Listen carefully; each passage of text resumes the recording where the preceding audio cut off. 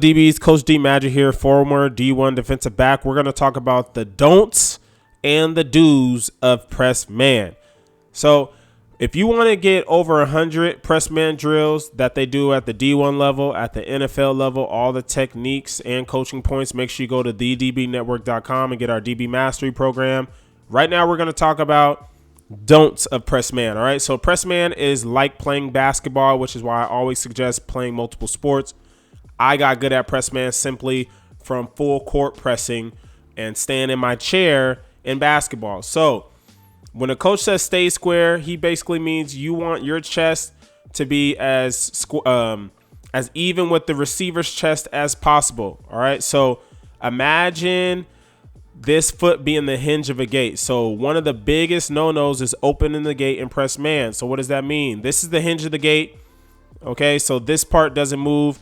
And this hip, this leg is going to be what closes the gate. So right now the gate is closed. All right. So when we open the gate, we quite literally open our hips and allow the receiver to run in a straight line. This is a big no-no.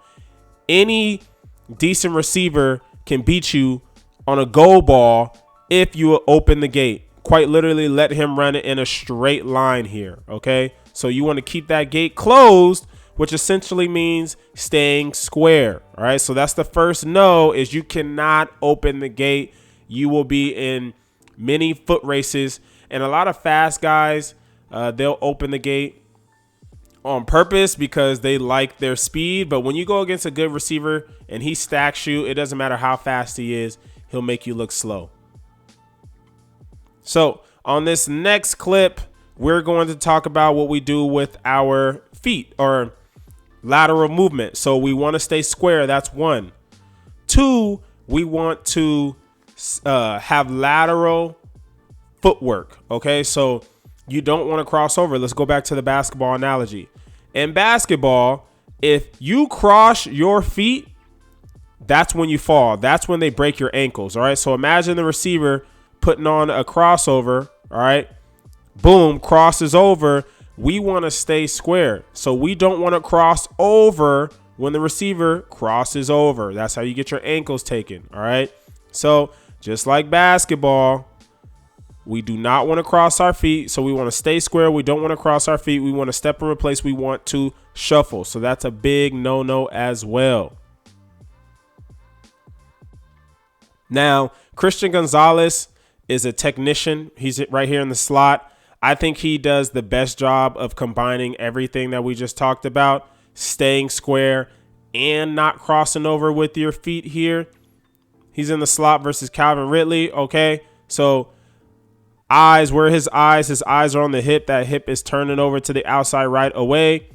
He is staying square to the receiver. As that receiver is releasing outside, our chest is still in front of the receiver and he doesn't cross his feet.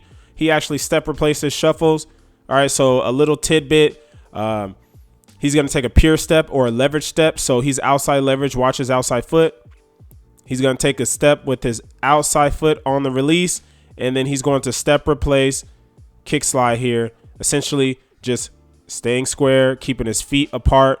All right, shuffle, shuffle. And then again, once we know what the route is, you don't need to stay square the entire route. All right, get into your crossover and play football. But the key to good press man is to stay square.